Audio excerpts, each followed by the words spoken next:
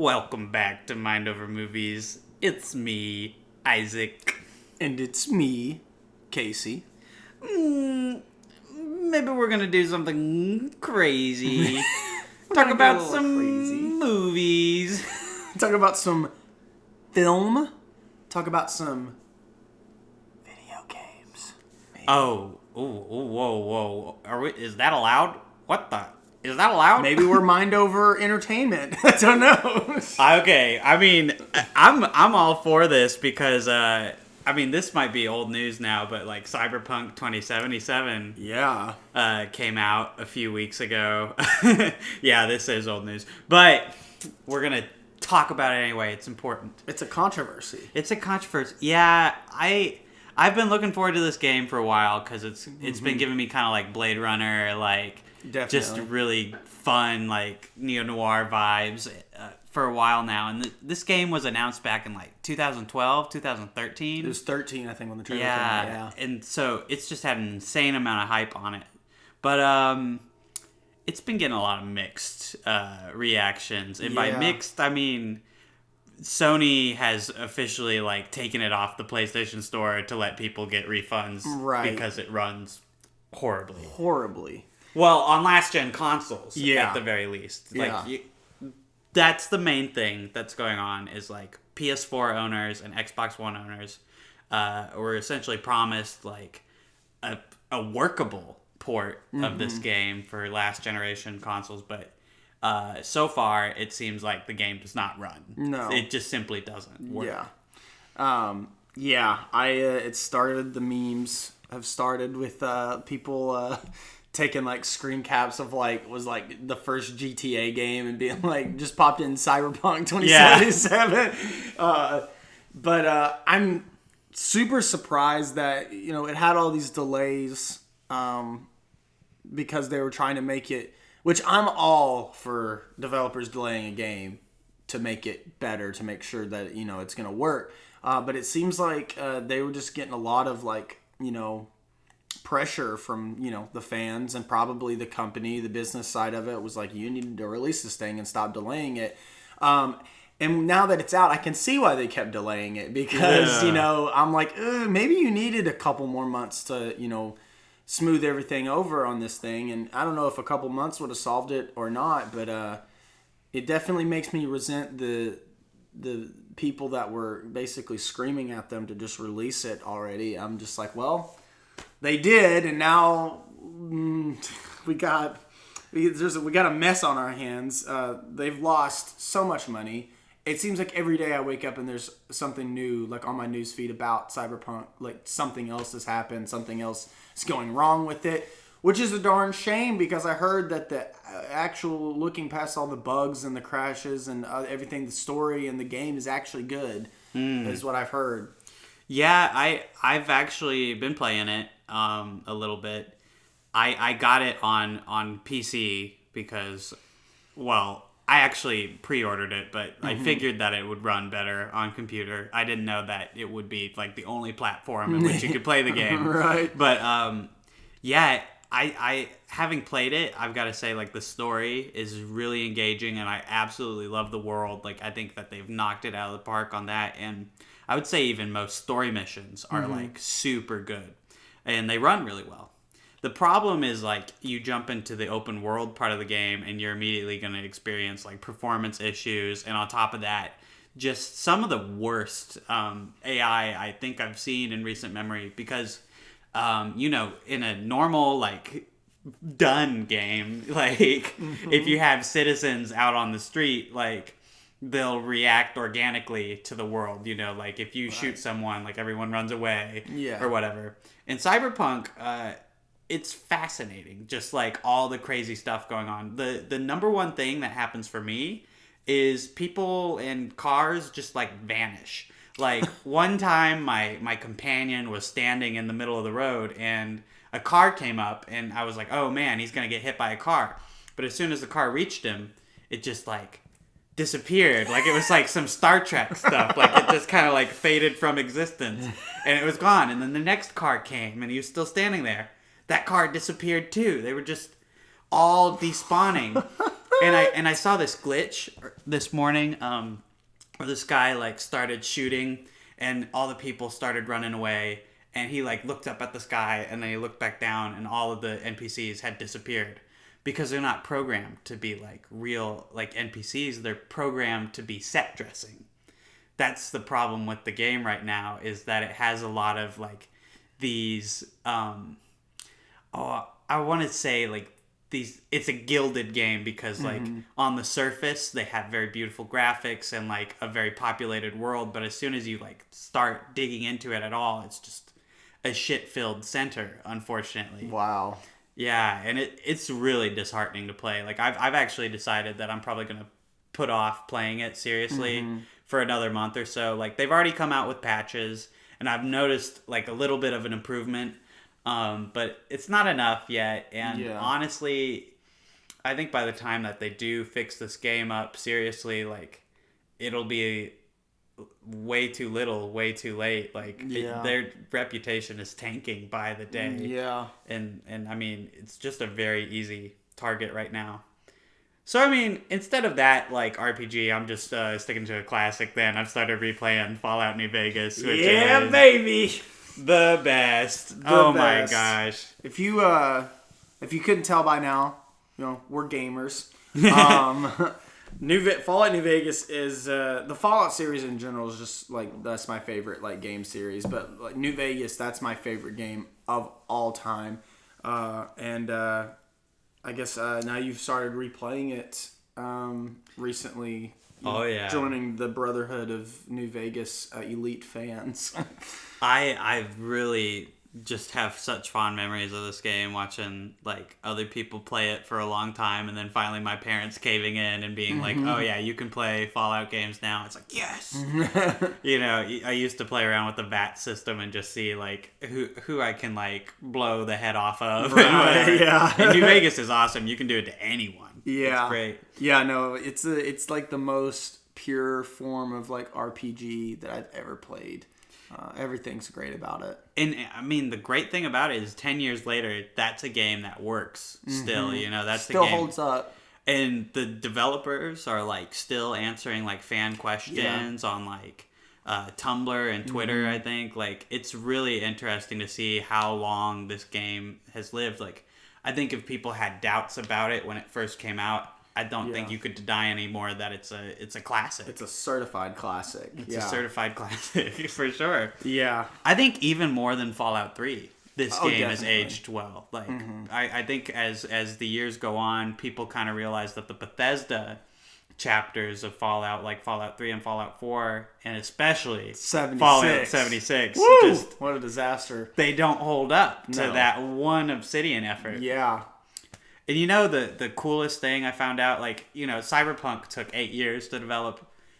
I found out recently that Fallout New Vegas only took 18 months. Yeah. And you know the story behind this. Like, what was up with that exactly? So, Obsidian, for those that don't know, they're basically they were created and they absorbed Black Owl Studios. Black Owl Studios were and along with some members from Interplay, those were the original creators of the first 2 Fallout games. So when those 2 studios dissolved, basically they went bankrupt, and then basically they sold the Fallout IP to Bethesda. Bethesda released Fallout 3 in 2008, and which obviously everybody loved it. Whatever. Anyway, then Obsidian, basically, you know, a bunch of the original creators of Fallout are there. Bethesda told them, we'll let you do like a spin-off sort of game. And well, like basically they were just being generous, I guess. Really, they just like, we want you to create a spin-off game while we're working on Fallout 4, because to me, that's the only reason I could see them like asking them to do a game, is because they started work on Fallout 4 like right when Fallout 3 released. They were already planning Fallout 4. So Fallout 4 was a long time in the making. So I guess they had them do a spinoff to kind of hold fans down. And well, they gave them 18 minuscule months to make this game. So a lot of some criticisms of New Vegas is that New Vegas is like reskinned Fallout 3, and Sort of, but only because they had 18 months, they couldn't possibly recreate everything. They couldn't make new assets. They couldn't make any assets. Yeah, so I mean, they're having to reuse the same. They're using the same engine. Which that engine needs to be put down. Like that is so bad. I think they finally put it down by like 4, right? Like Skyrim was like the last game I think to use that. Well, 4 is a modified version of that game engine as well. Yeah. So like I don't know if they used it. I think they still used it for 76 as well, which is such a shame. Either way, they gave them 18 months, and then they said that all the employees they would all give them. Some kind of a big bonus check if the game reached over, and I think it was like 85 to 90 on Metacritic score after like 3 months. Well, after 3 months, the game reached 84. So it was like 1 point off, and they didn't get the big bonus. And so, and I think Bethesda is kind of jealous because their game did way better than 3's, and I think really the reason New Vegas, the number one reason to me that is better than 3 and 4 and 76 all combined is because Bethesda does not know how to how to game design so well that in Fallout 3, there are characters you cannot kill because they are too essential. What I love about New Vegas is that you can go in and everybody is killable. Everybody. You can do a playthrough where you just kill everybody in the wasteland, and that's your playthrough. With Fallout 3, you can't do that. There are so many characters that are essential to the story that you have to move the story forward, and they don't give you an option that you can complete this quest any other way. But New Vegas, you can. You can just, if you don't like somewhere, you simply just like, I wonder what would happen if, you can do that. They give you the option to just do whatever you want, which is I love that so much. Yeah, I think something that's always weirded me out about 3's design is like, you know, you're supposed to be in charge of like your wastelander and like make all the choices that, you know, you feel fit that character. But the role playing is severely limited because killing people and like going with like a bad karma character just doesn't add up, because in the end, like, you reach the same ending of that story no matter what. Like, all that changes is like a voiceover narrative that says like, oh, people remember you fondly, or they don't remember you fondly. And like, what's so cool about New Vegas is like there's like 3 different factions like that you can help out, like 4 different endings that you can get, and like the variations of those endings are just like every quest that you do, every side quest, whatever the outcome is, if it was like an important side quest, it will show up in the main game ending and like basically relate that to what happens. Like there was like quests you can go on where you're like, you do a quest and the outcome of this quest is, you know, XYZ, and then at the end of the game it tells you like, since you did this, you know, this changes and this happened because you made that. And I'm like, what?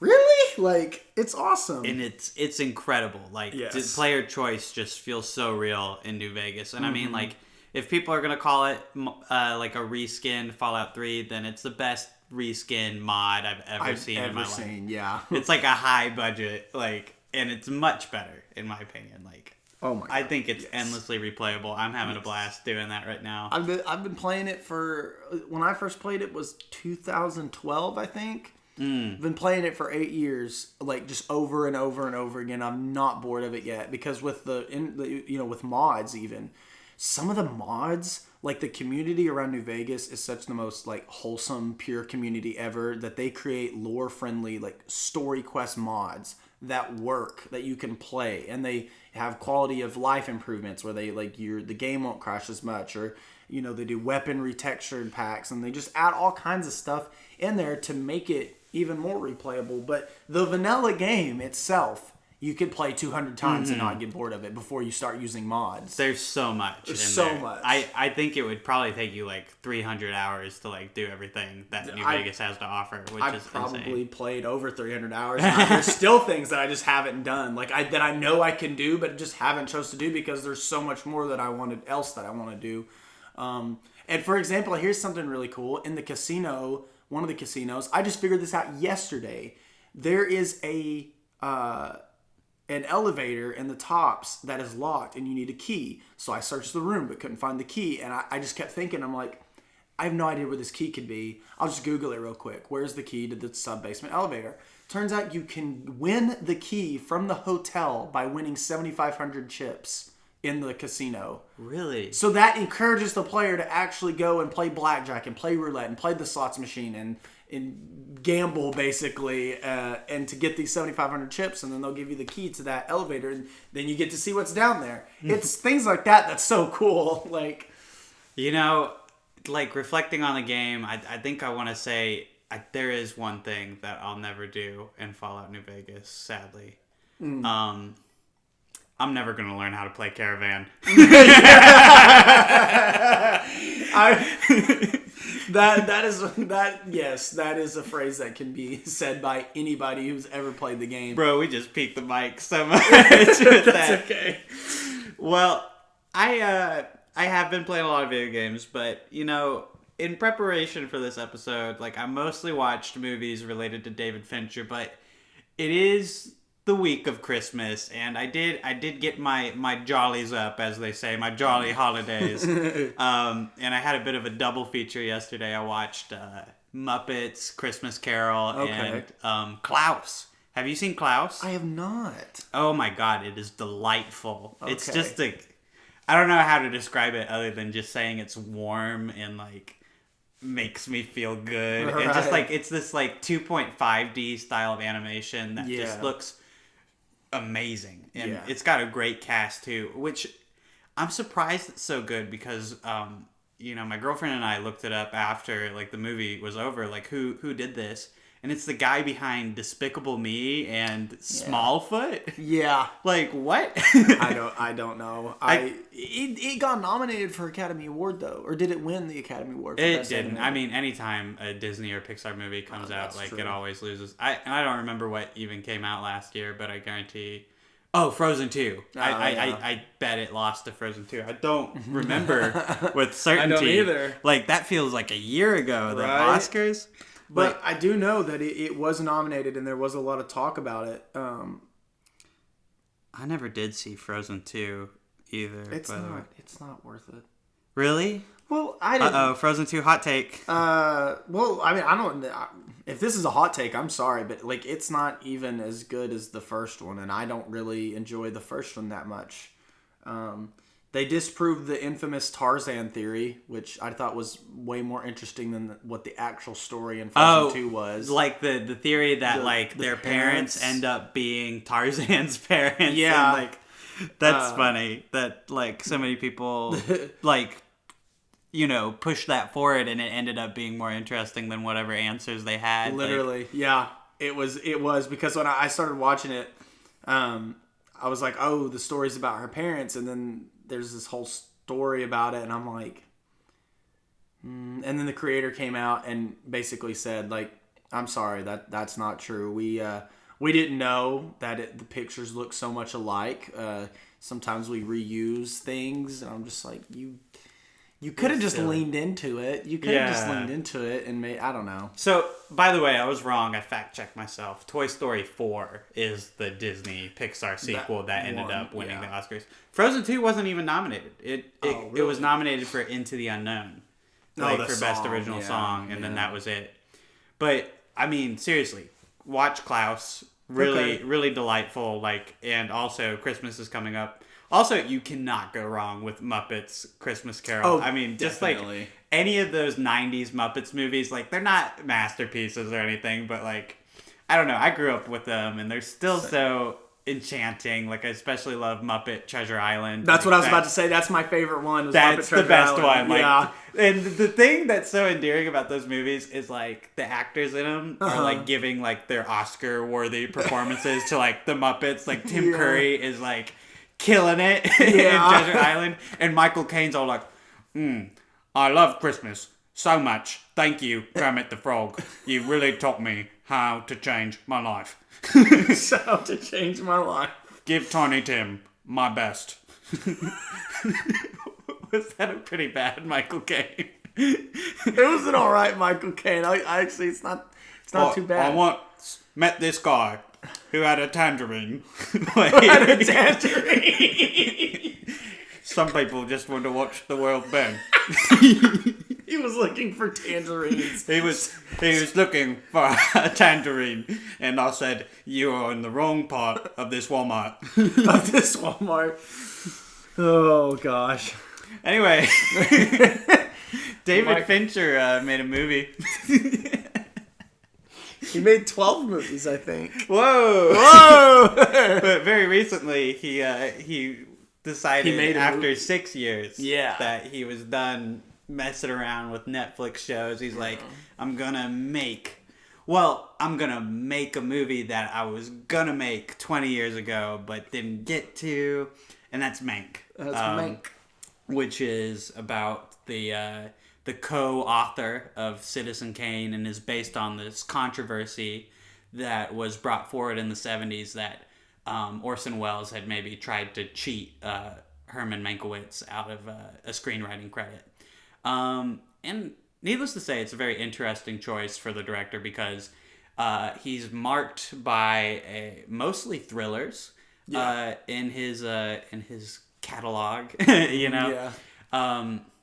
And honestly, he's one of my favorite directors, ever. I think he's absolutely brilliant. And I think that in today's episode, we're going to kind of talk about him, his style, his perfectionism, and then get into Mank. I feel like that's a very relevant subject right now. And then maybe we could rank. Maybe we could do a ranking. Maybe we could rank all them boys.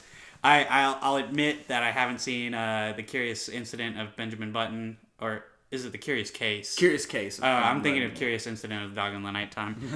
Great play, great book. And I haven't seen Alien 3.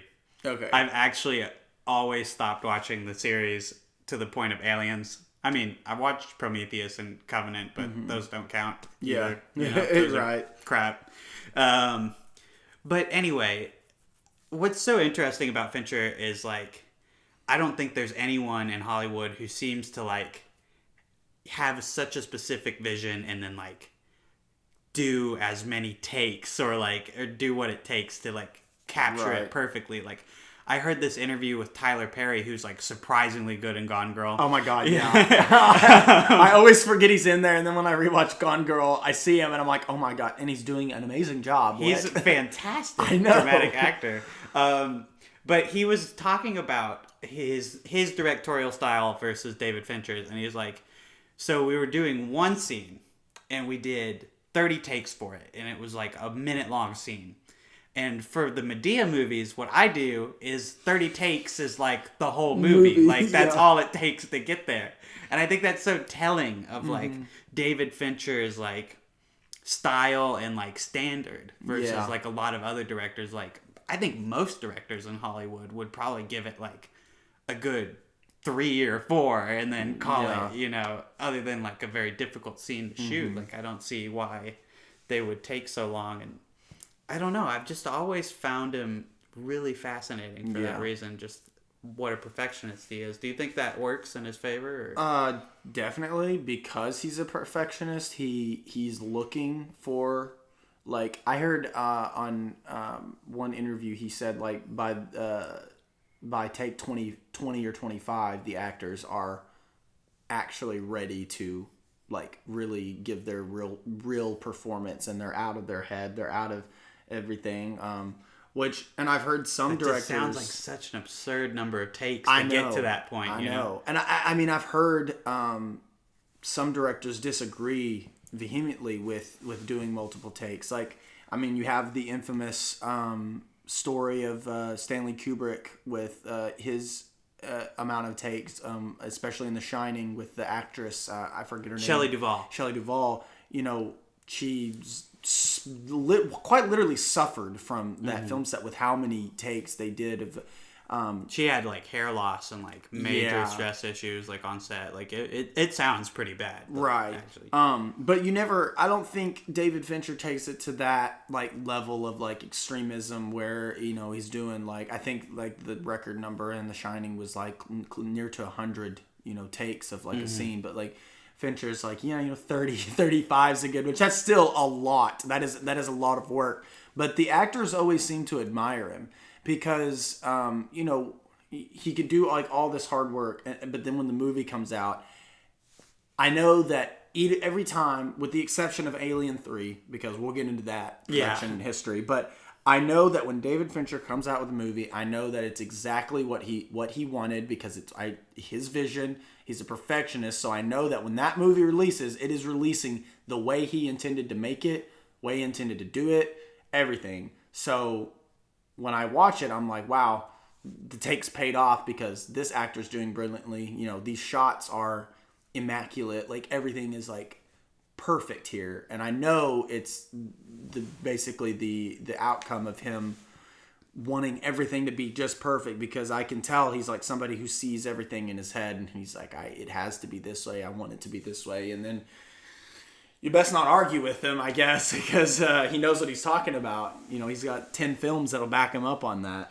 I think like one of the most fascinating things about Fincher in terms of his like the performances he gets out of people is like there are a lot of actors that don't really care for it, that when they're in a Fincher movie, like they're marvelous. And I mean, like we've already talked about Tyler Perry, but I think another great example is Jared Leto.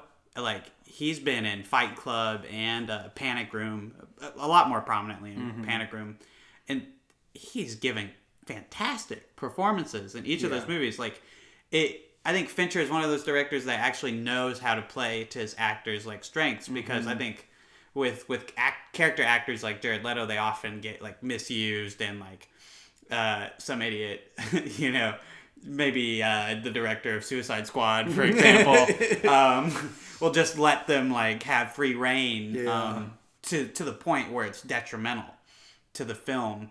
And I think that like Fincher's like tight control over like the performances, the script, like all this stuff, I think that all comes together and like really helps like these actors like get the exact right performance. Like I think even Edward Norton is a good example of like someone who is very hit or miss whenever he's in a movie, and he's absolutely brilliant in Fight Club. And I think that's all because of Fincher. Like I think that's just so fascinating that like he can take things that might have gone astray in any other movie and like really like channels it to its full potential. What I think, speaking on his actors in the movie Gone Girl, the character of Go, Ben Affleck's character's sister. I forget what's his name. Do you remember Ben Affleck's character's name in Gone Girl? No, I'm thinking Ben Dunn, but I don't think that's right. No. It's been a while. It's been a while. Either way, Go, the character of Go, his sister. You know what I'm talking about, right? Mm-hmm. Great actress, great performance in that movie. That was like her like first role, like serious role. Yeah, I think I read she had only been in like a couple of short films and like commercials and stuff. But so when she was on set, Fincher was like trying to give her direction, and she was like, David, I don't know what the hell you're saying to me. Like, I don't know any terms. Like, I don't know what this means. I don't know what this means. Like, I don't understand any of this film talk. Like, because, on a set, they're shouting different things and they're saying, do this, do that. But they all have their own code for everything. It's like film set language. She didn't understand any of it. And sometimes she didn't understand what David Fincher was saying to her. And she was like, you're going to have to tell me. So he would, like, work with her and then basically, craft this, like, performance with her, and it turned out like she's one of my favorite characters in that movie because it's so damn convincing, and she did great. And I think that is a testament to like Fincher's directing style with doing the amount of takes, and just I wish I could just be on set while he's like directing his actors, like because I just want to know what he tells them, because it's great. The only person, like, because now you mentioned Gone Girl, like, the only person that I can't think of that he got a good performance out of is Neil Patrick Harris, which I don't think that's his fault. I think that was just a horribly miscast role. And, I mean, even then, it's not that bad. Like, I think in the context of the movie, it plays out pretty okay. I just think knowing what Neil Patrick Harris is in real life just detracts from that. Right. You know? I don't know. I think I thought he was creepy enough. I don't really like Neil Patrick Harris as an actor at all, really. I don't take him seriously. I don't like. I think he's fine in like comedies. Like I don't know. He's got great comedic timing, in my opinion. Like I just, as a dramatic actor, I don't buy it. What I think is so weird about Neil Patrick Harris is that in Gone Girl, I just thought I literally laughed several times when he was on screen because I just thought his character was funny. Just because, I guess the dramatic irony of, like, the situation he's in and then just, like, everything he does is just so comedic to me that I'm like, is he meaning to do this? Is this a serious thing? I'm like, I don't think it is. I think I just find Neil Patrick Harris funny. Like, I don't know.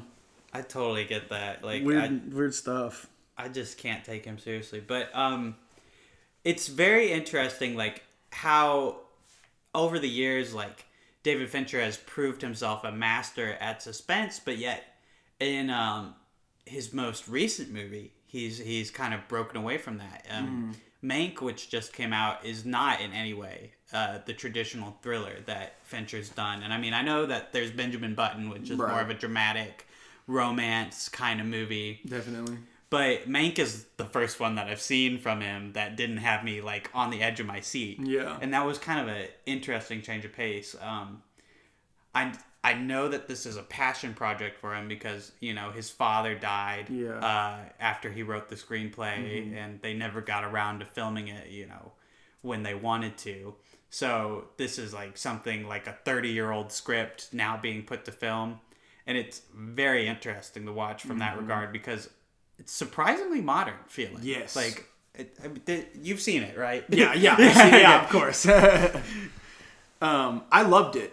Like, it's definitely not for everybody. There's, I was telling a couple people about it that you really need to kind of brush up on your history of old Hollywood, of, like, names, because, you know, the names that you'll hear in your cinema history class are characters in the movie, which I think it's awesome. I kind of, like, squealed like a little girl. I'm like, oh yeah, I know who that is. I know who this is. Like, and it's about Citizen Kane. Like, I mean, how much more meta can you get? I don't know. It's the ultimate Hollywood, yes, about Hollywood movie, you know? And I mean, it's interesting because while you do need to brush up on, like, your Hollywood history, I think you also need to brush up on your history. Like, a surprising chunk of the movie is about Upton Sinclair, you know, author of The Jungle. Like, I didn't know that he would factor into it at all, but, like, his race against Frank Merriam in, like, 1934 is just, like, a pivotal plot point, and I had no idea because Citizen Kane was written after that election, so you're just, like, watching the movie the whole time and wondering, like, if you're not caught up on, like, the significance of a radical person like Upton Sinclair, you're like, what does any of this mean? Like, it all informs the writing of Citizen Kane, though, which is what I think is genius about Mank, is that it's basically explaining to you how it got there, you know. And what's very interesting is that it definitely is going for a parallel to Citizen Kane's storytelling. Like, they create Mank as, like, the Citizen Kane, like, protagonist because they're jumping back in time to, like, when he was younger and, like, how, like, some of these ideas came to him, like his interactions with William Randolph Hearst, who I was just thinking about this the other day. Like, Charles Dance has actually worked with David Fincher before because he's in Alien 3. I always forget that like that was, like, one of his earlier movies. I just always see Charles Dance and I'm like, you started existing when you played Tywin Lannister, and that's it. But no, I love Charles Dance. Like, no, and he's so great in the movie. So great, yeah. I think that's probably one of the best things about the movie is that, like, every performance is incredible. Like, I have always been a Gary Oldman, like, lover. He's my favorite actor by far, and, like, I think it's just because he's such a chameleon, like, and in this role, like, he instantly, like, sinks in. Like, I didn't know who Herman J. Mankiewicz was, but, like, as soon as Gary Oldman started playing him, I'm like, I figure he looked a little bit like that and acted a little bit like that. Yeah. That's some nice stuff right there with Gary Oldman. Gary Oldman. But it's not just Gary Oldman. I mean, like, Amanda Seyfried is probably in one of the best roles I've seen her in a long time. Like, she absolutely nails, like, this 40s starlet vibe that they're giving her. I can't remember the actress's name. Marion something. I don't know. But she absolutely kills it. A lot of unknown actors actually are in this movie. Okay, and the guy who played Orson Welles, though, can we talk about how like he nailed the voice? I know, and he looked like him. I mean, that's probably on makeup and effects side, but honestly, just like his whole like aura, I was like, that is Orson Welles. He's back from the dead, and he's in this movie. It's insane. His voice was like the number one thing that I kept coming back to. Like, I guarantee you, one of those Wired videos that talk about like movie dialects is going to be talking about this performance. And I mean, like, it's funny because I think that Orson Welles is like definitely one of the like stronger imitations in the movie.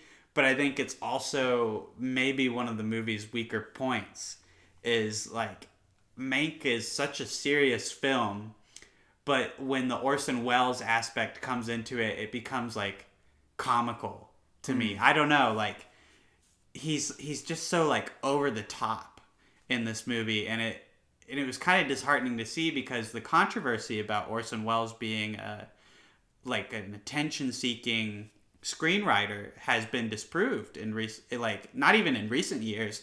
In the 70s, when the controversy first came up that Orson Welles was potentially trying to steal credit away from Mankiewicz, like, it came out from good sources, like people who worked on the movie, that wasn't actually the case. Like, he and Mankiewicz wrote separate screenplays, and then it was Orson who ended up combining the two, but he wasn't trying to screw Mankiewicz out of credit. He was always going to get credit, so that was a bit of a fabrication, and it's one that the movie pushes forth, and I think to its detriment, because it's just kind of hilarious to see Orson Welles like laughing it up like so comically, like at him. Like, there's a point where Mank's in like a hospital bed and Orson starts going like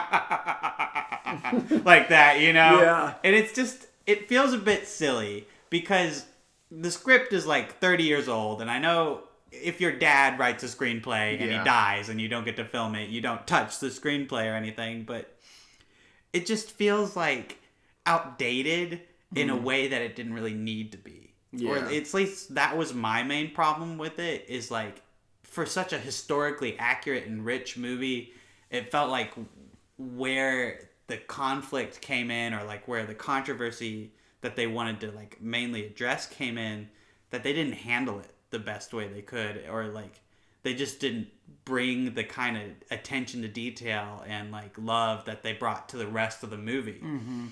Like, I think that's maybe one thing that people are going to be confused by when they come into it, is they're going to expect more of that controversy, and it's actually more about just how the ideas for the screenplay came to be. I think, I mean, what you're saying is I agree with. I also think maybe the reason, because I read that when Fincher first like read his father's script, when he gave him like a first draft, he was like, Fincher didn't like it at all, because he was like on the side of like, you know, Orson Welles is a genius, you know, Citizen Kane was like his idea and everything, and his dad didn't think so. His dad was on the other side of the controversy, and I think over time Fincher learned to love the script, and so I think he might have, even if Fincher still does disagree with his father's opinion on it, I don't think he would change it just you know, out of sincerity to his father's own like work. And I think maybe that's why he just made it like as is, which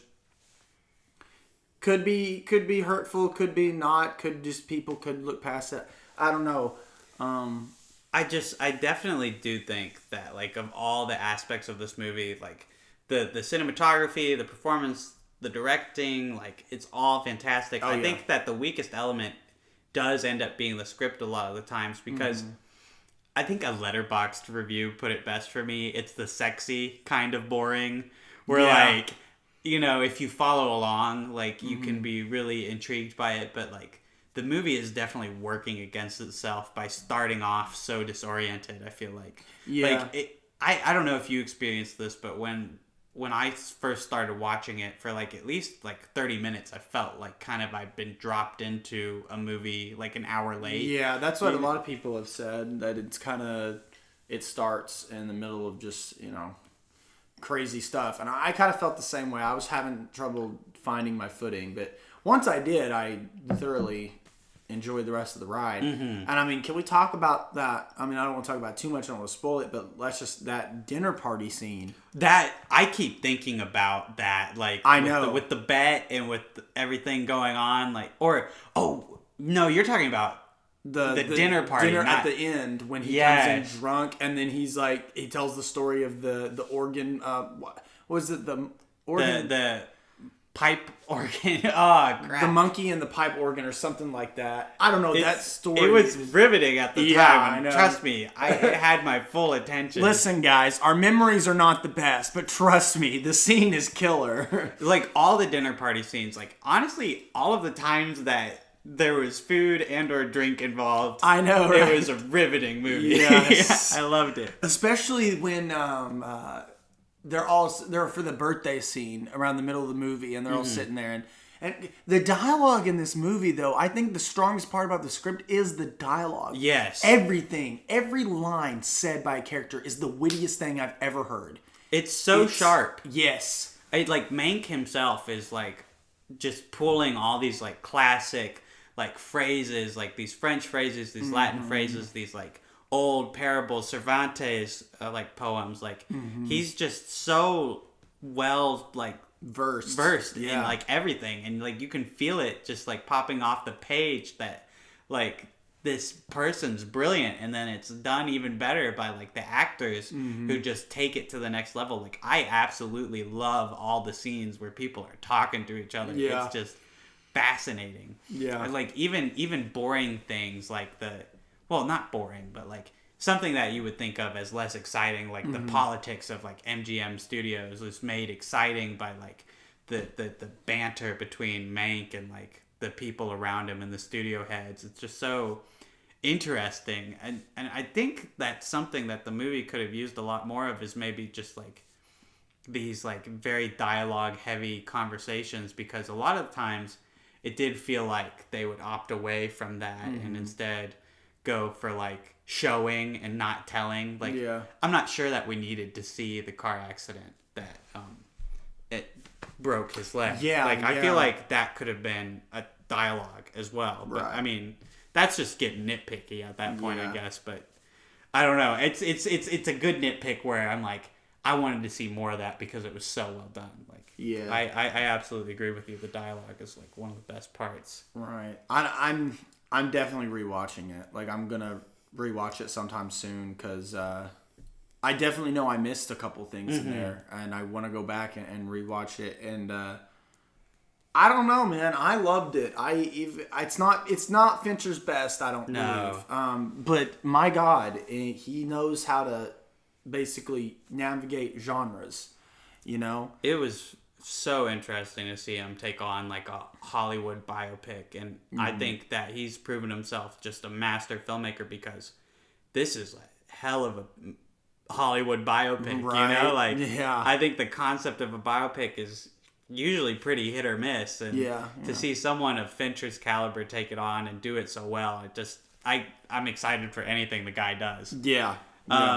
It's interesting you say it's not his best, because I feel like, even though I have such positive feelings for it, I think when we do our ranking here in a second, it's probably going to come up shorter than I would like it to, but it's just because he's got such a solid body of work. And I mean, I don't see why we shouldn't just get into that. I mean, do you want to go from worst to best, my guy? I feel like that's kind of the best way to tackle this, maybe. Right. I did, there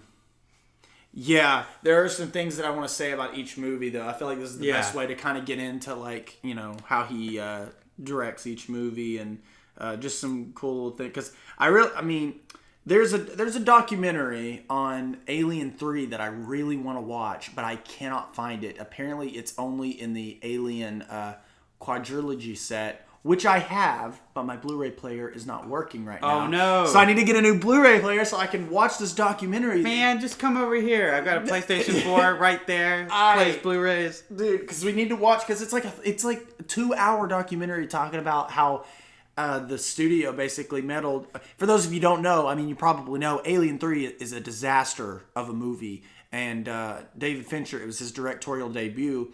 Before Fincher had even done any movies, he did commercials and music videos. That's what he was famous for. Lots of commercials, lots of music videos. And then they let him do Alien 3, and, he had a specific vision. But then, there are like 6 writers on this movie. And then the studio gets involved. They kind of muck it up a little bit. And then by the end, Fincher basically disowns the film. He's like, I don't want it. This is not my vision. This is not what I wanted. Want to be attached to my story changed like 2 or 3 times. So yeah, just really interesting. But let's get into this. Let's get into this ranking here of Fincher films. Oh yeah. I'll have to say that this is surprising to me because I watched this movie for the first time this week, and I think it's his worst, but I don't think it's a bad movie at all. Like Panic Room. Panic Room. I think that the thing with Panic Room is like it's very tense and it's got wonderful performances. Like I think David Yoakum, who I mainly knew as a country singer before seeing Panic Room, is like incredibly like intimidating in that movie. Jared Leto gives a really great performance, and Forrest Whitaker actually is like killing it. I can't remember the last time I saw like a performance of his that I took very seriously. I just can't help but think of like his Rogue One performance. Like, oh, the squid, it will read your mind. Like that stuff's so bad, and it doesn't represent his like serious acting chops like at all. Yeah, and even his role in Black Panther, I didn't like enjoy even that much. It's such a small role too. I don't know. I mean, like, he doesn't ham it up too much or anything, but, like, it's a very tight, like, movie in that sense. Like, I really like the performances, like, Jodie Foster and Kristen Stewart also. Like, Kristen Stewart, as a child, killing it, by the way. Like, great stuff there. I think the thing is, it's just, like, the script is not necessarily my favorite that he's ever done. Like, it's very tense and, like, cat and mouse, and I enjoy that a lot about it, but, like, I think compared to like a lot of his other movies, like it just hasn't got that like special stuff that like really elevates it, And he said Panic Room was never meant to be anything more than just a fun romp. Oh, it's so fun. Yeah, it's just a fun movie. Yeah, definitely. I think for I guess that would be my like second. Right, I get obviously my last worst Fincher movie is Alien 3, but I really don't even want to do that to him to consider it on his list. But it's down the there. Man disowns it. Yeah, I guess I'll go with Panic Room towards the bottom. Yeah. Not his best, but not as what like I don't think the guy has any bad movies per se. No, if you're not counting Alien 3 as That's and I hear even the assembly cut of Alien 3 I've heard saves it way better. Yeah. So I need to see Alien 3, and I reckon I would probably end up seeing that cut of the film. Panic Room is solid, but just not my favorite. What about you? What's another one lower on your list? So let's lower. I think this is hard because like I absolutely love all these movies. I think I'm gonna have to put Benjamin Button next. I still haven't seen that. So but Benjamin, I have heard it's a bit boring. Boring. That's what I've heard. Really? Yeah. Oh, I don't think it's boring at all. Okay. Well, I think it's a very captivating film. It's a very weird concept. I think the first hour and a half of the movie are a little bit more riveting than the last, 45 or the last hour, because the first hour and a half they get him from the age of like, I'm sure everybody knows, but the movie's basically about somebody born old and they age kind of backwards. Mm-hmm. They get him from that like age of like 80 down to like 55, and you see all of that in great detail. His life. And then the last hour of the movie, he goes from 55 until his death, and you're like, I feel like I didn't know him there, but I feel like I know him as an old man. I just wish if the movie's already 2 hours and 45 minutes long, if it's going to be, that long, they might as well have stretched it another hour to show me more of his younger make days. it Irishman length. Yeah, because there's a whole sequence in the film where he goes and travels for 15 years, and I'm like, we didn't see any of that. That would have been really interesting to see. Such a weird movie. I think the most impactful and profound minutes of the movie are the first 20 and the last 10. But you can't have those moments without seeing the middle piece of the movie. I really liked it. I don't know it.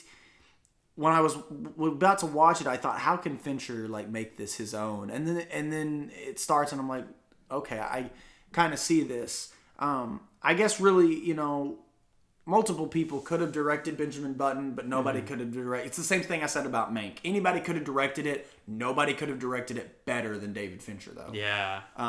So I liked it, but it's definitely not my favorite of his. But yeah, Brad Pitt was great. So was Cate Blanchett. He usually does great stuff with Brad Pitt for sure. Yeah. I think that next I would put, and this might be a little bit controversial, but I'm thinking The Game. Bro! I was going to put that a little higher on my list because that movie is amazing. It's really good. For me, I'm not so much into the kind of gotcha style ending that it's got, and it in my head it kind of makes the rest of the movie less enjoyable to watch on a subsequent rewatch, but that's not to discredit The Game at all, because it's a very good gotcha ending, and it's a very intense build up to that. I don't know, I really love it. Michael Douglas and Sean Penn are especially very good in that movie. I was so convinced they were actually blood related in that movie. Because there's something about their performances together. I'm like, they are brothers in real life. Yeah, it's really good. So that would be my second lowest of the ones I've seen, and taken to consideration that I haven't seen Alien 3 and I haven't seen Benjamin Button. Right. And it's just the rest of these movies are just really solid. But yeah. I think The Game is probably at that point for me.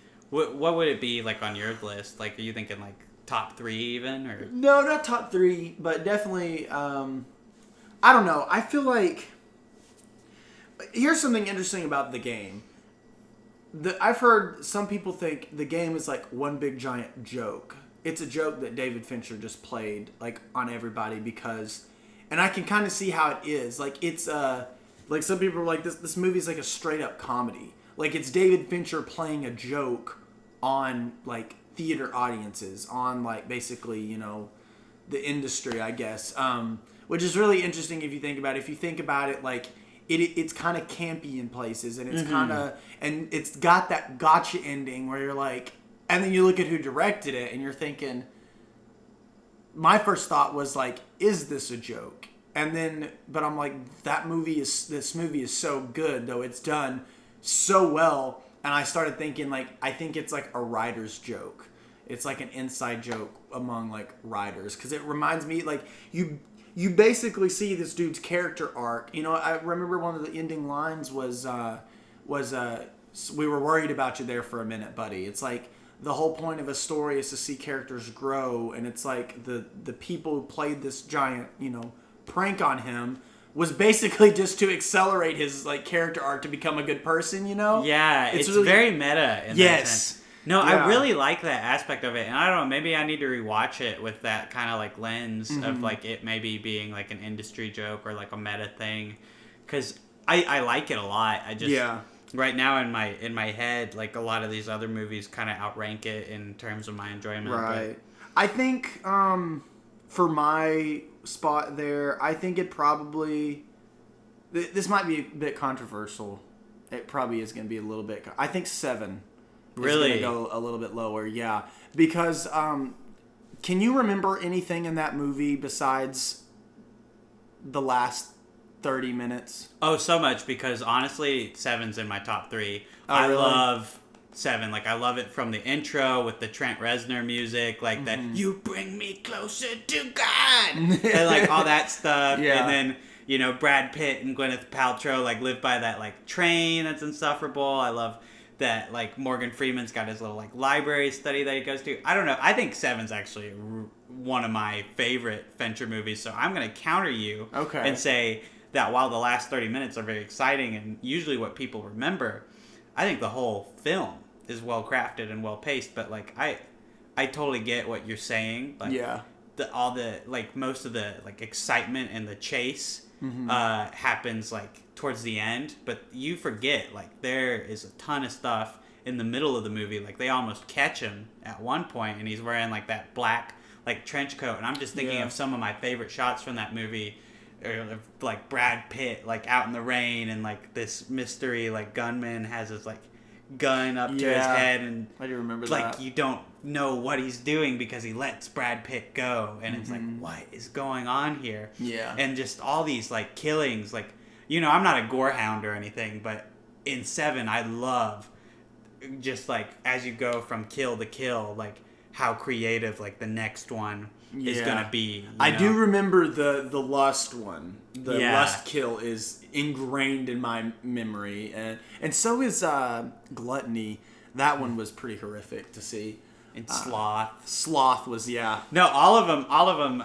If I like give it enough thought, I'm just like, oh my god, that's so brutal. And like, yeah. the one where the guy's still alive is like the one I always think about for sure. Yeah. Like, and he's It's crazy. No, I see what you're saying. I've only seen 7 maybe twice. Probably need, and it's been a while, so I probably need to give it another watch. But every time I think of 7, I always think of, what's in the box? What's in the box? Like, I always think of that. Like, that's and it's a great part. Riveting scene. Like, it's a whole sequence is amazing. And if you haven't seen 7, go watch 7, obviously. But yeah, I think there's there are. Every other Fincher movie, you know, above 7, I enjoy way more than 7, I think. okay. Even despite... Man, that's like my number 2. I don't... Well, I mean, okay, so what's your next, like, lowest? I'd put Mank next. But like, I'm going to honestly, put Mank next, too, you know, yeah. Mank is great, but I don't think Mank holds, like, the same, like, gravitas that I would say that the rest of the Fincher movies do. And we're like getting to some really good stuff next. And I mean, we've talked about Mank. I think it's a great movie. I think Fincher's solidified himself as a really great director, and I'm glad to see him doing features again. But I think after Mank, maybe at this point, anything's gonna piss people off, because these are all like movies that people point to and they say this is his best. But I think it's because it's been so long since I've seen it, so I don't even feel fair ranking it here. I think Social Network is next. Yeah. I need to rewatch it, because in my head, like, I think about how great Jesse Eisenberg is in the movie, how sharp the dialogue is, the Aaron Trent Sorkin, Reznor man. score Oh is my God. incredible. Yeah. Like, the Hall of the Mountain King is like, that's one of my favorite versions of that song, and that sequence with those brothers like rowing is great. I just haven't seen it in so long that like these other movies are much fresher in my head, and I think of them first. But I think Social Network is definitely where Fincher proved, I don't have to do thrilling crime drama. I mean, sure, the subject of the movie is a war criminal, as we know now. Yeah. but he doesn't have to like go for that like standard like murder or like robbery like type of film. He can just have this captivating movie about like the birth of like a social media empire. Where would you put like Social Network if not? So well, okay, so here's where I'm at. Alien 3 is the worst. Then it's Panic Room. Then we got Benjamin Button. Then we have Mank. Then I would put The Game. I'd put The Game right above Mank. Yeah. I would, that's 5 right there. So, we're in the top 6 here. Okay. So, or I'm sorry, I missed one. I put 7 lower then. So it was Panic Room, Benjamin Button, 7, The Game, then Mank. Sorry, Okay. that's my okay. Wow. Okay. So right before Mank, yeah. So what would you do next? I'm gonna go ahead and say the girl with the dragon tattoo. Oh, I gotta disagree with you again, but I understand. I was thinking it was between putting that or Fight Club there.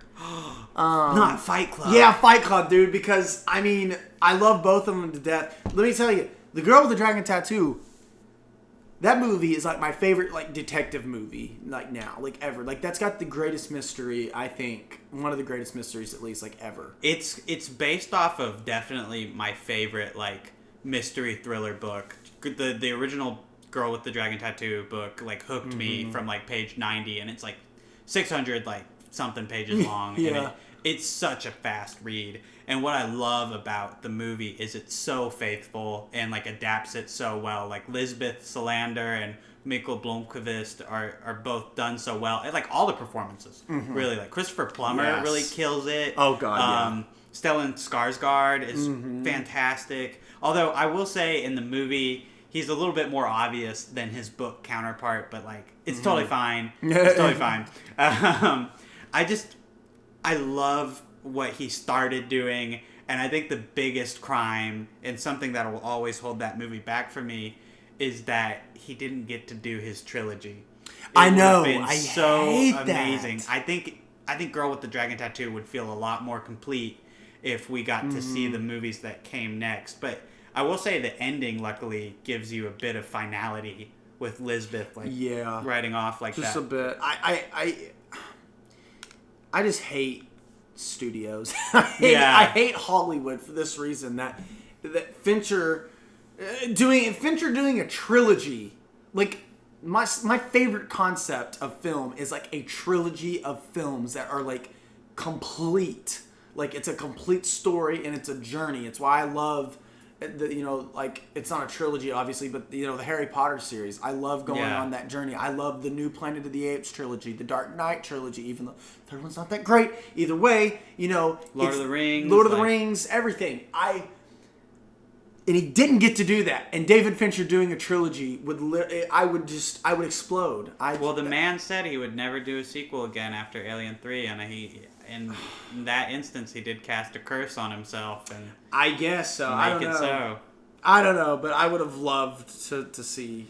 You know what's funny? Apparently, he's doing World War Z 2 for Brad Pitt, like just as like a favor. He's gonna direct that for Brad Pitt. Really? Like what? I don't know if that got canned already, but I think I read just the other day that it got canned. It probably got canned. Yeah. But like he was doing it for a while. He was like, "Yeah, I love Brad, so I'll do it for him." But that just sounds like such a waste of like David Fincher. Is like World War Z 2. I don't know. Oh, what's next on your list? I think after Social Network, coming into like some of the top, I'd put Zodiac next. Okay. And I love Zodiac. Like I think that is such a fascinating like crime drama. Yeah. It's like so long, but it goes by very quickly regardless of that. Yeah. And it's all so captivating, and it's got such great performances. Like this was before Robert Downey Jr. had his resurgence, but he kills it in this. Mark Ruffalo is great. Jake Gyllenhaal especially is a strong like lead in this movie. Yeah, the script is so good for Zodiac.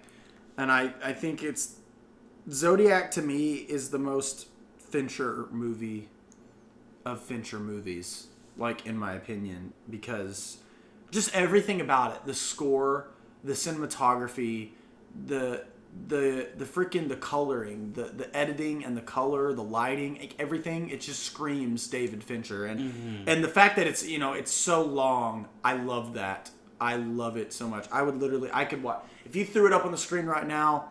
Man, I'd watch it all the way through. I love Zodiac. I could definitely go for some Zodiac. And honestly, I think maybe even after a rewatch, it would be higher on the list. But like, I've only seen it the one time. Right. But that one time was such a fantastic ride. Like, it just proves that David Fincher knows what he's doing. And honestly, greatest sense of unease I've ever felt from a film. Like, he just really nailed the unresolved nature of the Zodiac killer, just like how we don't know who it is. Yeah. But, he really makes you feel tense anyway. Yeah. And it's almost a shame when the movie ends and they don't have him. Like, you're like, oh, I guess that's how history is. But Fincher makes such a compelling movie that you kind of hope that they somehow defy history and catch the guy, you know? Yeah.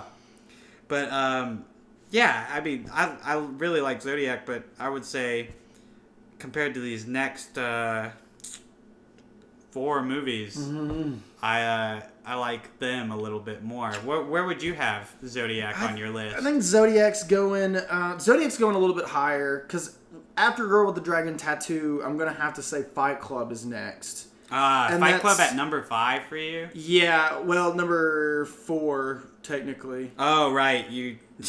yeah. The alternating, and then you've seen more movies than me sorry. Makes it a little bit harder.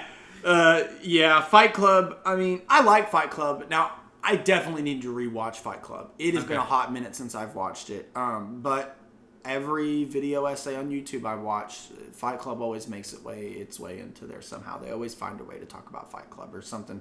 They're like, for example, Tyler Durden from Fight Club. And I'm like, oh my God. Yeah, I get it. Because it's a classic. It is a so classic. Good. I know it's really good. I'm not going to reveal where I'd put Fight Club on my list yet, but... Yeah, really I think there's these 3 other movies I love infinitely more than Fight Club, I think. And I'm not, by the way, discrediting Fight Club. I love Fight Club. I think it's a great film. Yeah. But I like these other 3 films way more than Fight Club. Okay. I think after Zodiac, that's when I'd have Girl with the Dragon Tattoo. I just think that's a really solid adaptation. And speaking of solid adaptations, I think that would take me into my top 3 here. Mm-hmm. Number 3 being Gone Girl. I love Gone Girl. I love Gillian Flynn as a writer. And this is just one of the strongest adaptations ever. It seems like it improves on the plot of the book in a lot of places because it's so much faster paced. It's a long movie still. It's 2.5 hours, but God, Gone Girl is such a fast watch. I know. It's over in an instant. It's the most thrilling movie I've ever seen in my life. I love that movie to death. And speaking of just staying true to the book, what Fincher did is above and beyond because he got Gillian Flynn to come in and get even more specific with the plot of the book. There's those Amazing Amy books. Yeah. Fincher was like, you actually have to come up with titles for every single one. And she had to come up with 38 titles for him. I think Gone Girl is definitely the center of David Fincher's perfectionism because in every aspect, every interview you hear about that movie, you're always going to hear about how much detail, how much work was put into it. Yeah. And it really, really pays off because it's so fucking good. Yes, I can't, I'm going to go ahead and spoil my ranking right now. Really? A lot of, debating in myself, but my top 3, I'll go ahead and say, because, we've already spoken about all 3 of them. My top 3, at number 3, it's going to be Zodiac. Okay. Then, it's The Social Network, and I'll get into The Social Network in a second, but Gone Girl is number 1. That is my favorite Fincher movie. Gone Girl is one of my favorite movies of all time. Gone Girl is a masterpiece, and anybody that says otherwise is on something, because that movie is just, it's the most incredible story, and that mainly goes to Gillian Flynn, the writer of the book, but also it's a testament to how well Fincher adapts. I mean, he adapted The Girl with the Dragon Tattoo. He's adapted Gone Girl. I think he also adapted he adapted another Fight Club is Fight Club is an adaptation. Yeah. Dude, he's just a master at I think even Social Network is technically based on a book, but that's more Aaron Sorkin. Aaron Sorkin kind of yeah. adapted that, and then they worked together on the screenplay, and I love Aaron Sorkin. We'll have to get into him another day, but yeah. But yeah, dude, Gone Girl, man, I can't gush about it enough. Everything, that's Ben Affleck's best performance. It's not Batman. Batman's not his best performance. No. It's Gone Girl. Gone Girl is his best performance. I think it's one of the only ones I really enjoy from Yeah. the actor. Like Yeah. Ben Affleck is definitely someone I don't really care for all I that mean, much. you can I watch think The Accountant and have fun, but you're not going to care about him like you will in Gone Girl. Okay, if you want to watch The Accountant, like that's some stuff that should have gone straight to DVD in my opinion. I don't know. Did it go to? Oh, it did go to theaters. It did go to theaters. Oh. No, it was definitely one of those that was like, oh, he has autism and he's accounting and bad And killing people. I don't know. Well, that's like a whole nother beast, and I haven't seen it in recent enough memory to like probably give it a fair run. But no, this is definitely my favorite Ben Affleck performance. Yeah. This Rosamund Pike is especially amazing. Like she got a very well deserved Oscar from she won the Oscar, right? I'm not misremembering that. Did she win? I have no idea. I believe she won for. I definitely know she had to get nominated. Rosamund Pike. Yeah. She totally won. Sophie, look that up real quick. She's working on it. Yeah, she wait, hold on, Sophie, what's that? You gotta go to the IMDb page? Okay. We're going to the IMDb page. Always waiting on Sophie. Oh my god, she's so slow. We We're gotta kidding, fire her. Sophie. We love you. Oh, she was just nominated for it. She was just nominated? Okay. Thank you, Sophie. Thank you. But she should have won. She should have won because that performance was great. That was a fantastic performance. That was leading role. There was probably some Oscar baity movie that. Yeah. I don't know, but I'm sure if we went back to 2014, there'd be some really solid movie that was competing with it. But Right. whatever. You know, right now, for the sake of argument, terrible performance. Rosamund Pike should have won. Justice for Pike, I'm telling you. Okay, your top 3 is interesting because those were more in my top 6. Right. Because I think after Gone Girl, I would definitely say 7 is my second favorite. Gotcha. I love 7. But I know it's the easy choice. No, I know fine. it's what everyone loves. I love Fight Club, and it's not just because the movie is a fantastic movie, and it's not just because it's the movie that got me into David Fincher. I think it's because it's the movie that got me into, like, movies. Yeah. Like, I don't think before Fight Club that I was as interested in, like, seeing everything, and I know that's so frat bro-y, It's like, I saw the DVD of Fight Club and I watched it in my dorm and it changed my life or whatever. No, it just, it defied my expectations in such a way that I was so surprised, because I had heard about Fight Club before and I assumed that it was like some kind of macho boys fighting each other for sport kind of film. And I guess that's the thing is, like, I'll never be able to forget how much shock I was in when I watched it, and like it was this profound like piece that holds a mirror up to like 90s like blue collar like worker society and says like, man, being special and being told that is a bunch of bull, and just like has all these like captivating and interesting scenes and ideas, and on top of that, one of the greatest plot twists of all time. Like, there's a reason that so many movies want to be the Fight Club plot twist, and so many movies rip it off unabashedly, including Joker, by the way. Yeah. Which, in that instance, it's pretty pathetic to have your one character of color end up to be imaginary the whole time. But anyway, that's a whole nother beast. I could do a whole episode about my thoughts of Joker, but can we? We might. Hey, we might. We might. Have the Joker episode. The Joker episode. Sorry. I'm the Joker, baby. I hate that. Okay, anyway, Oh I'm sorry. But anyway, I know it's been talked about to death. I've even talked about it before on the podcast, but I think Fight Club is my favorite Fincher movie. It's by far one of the best book adaptations ever done, where the author even is like, okay, I bow down. You guys made the better thing here. Yeah. Like, he admits it's better than the book. And I don't know. I just love it so much. I could watch it endlessly. I show it to my friends every year, someone who hasn't seen it. The surprise is something that I, like, enjoy watching in other people these days. Yeah. Like, watching someone think that they're getting into some, like, macho fighting movie and then getting something in return. It just will never cease to thrill me to watch that happen. I think that's interesting that you say that, because I kind of have the same experience. We're a lot more connected to David Fincher than I originally thought, but like I had the same experience with Gone Girl. Yeah. When I watched Gone Girl, I was like, whoa, like cinema is elevated, kind of thing. And I enjoy showing people Gone Girl because of the ending. The last 5 minutes are just like the most. I mean, the whole movie's great. Crazy. But the ending, I love to see people's reactions. Like I recently had a friend, his name's Corey. He had never seen it, and I was like, dude, watch Gone Girl, dude. And I let him.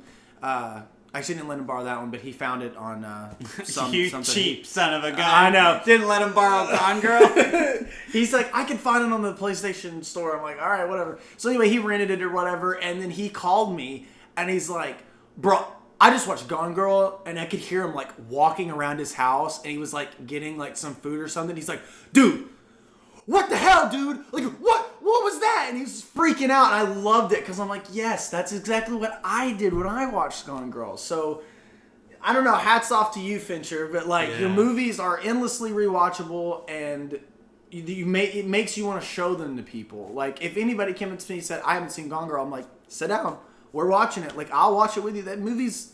Sit down. Watch Gone Girl. Watch Gone Girl. Like, I don't know, man. Fincher is the greatest. And, yeah. No, yeah, definitely top one of the best directors of all time for me. Yeah. And one that, unlike Tarantino, where I enjoy the films, but I don't so much enjoy the person, I think that he is a very fascinating individual on top of it. And, I mean...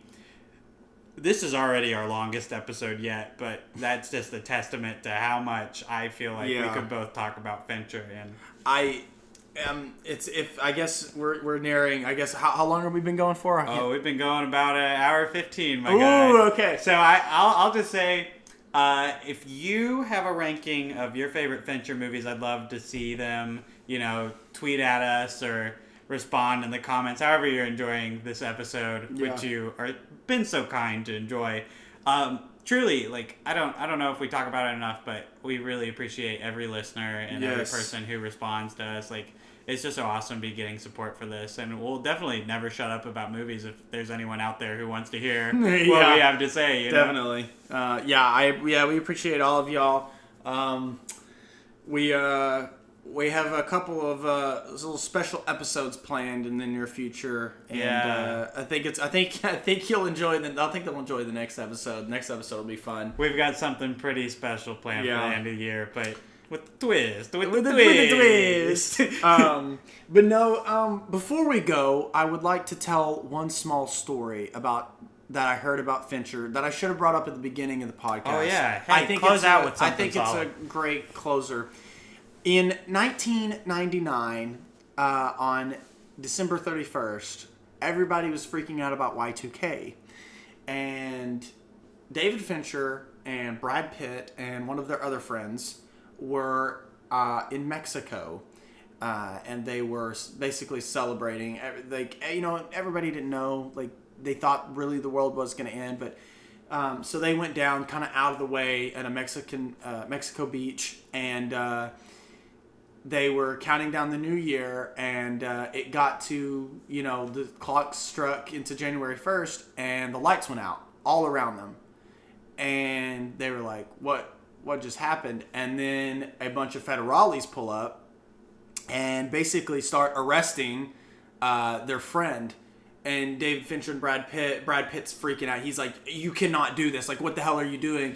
And David Fincher... He's like, no, we're tourists. Why are you taking them away? And he's like, you're American. We need to, I don't know. Anyway, it was chaos. Drove off and took this guy somewhere, held him for like an hour. And like, they're thinking, wow, it's Y2K. Like, this is the end of the world. David Fincher shows up, and it turns out it was all just a big elaborate prank he pulled on his friend. Really? He got the local police involved to like shut down the lights, to come and arrest his friend, and then he came, and it turns out he just has a sick sense of humor, and I think Brad Pitt was in on it, and that was his Y2K prank on his friend. brilliant director, terrible friend. I know, right? Do not befriend this man, people. Yeah. But look up the story. It's true. I may have gotten some details wrong. It might not have been Mexico, but either way, it's the funniest Y2K story I've ever heard, and I had no idea that Fincher was such a clown, such a jokester. But that's Fincher. They also said the people who predicted Y2K, they said that the world might end on December 22nd, 2020, but I think that's bullcrap. I mean, can you imagine if we were just talking and then it cut out?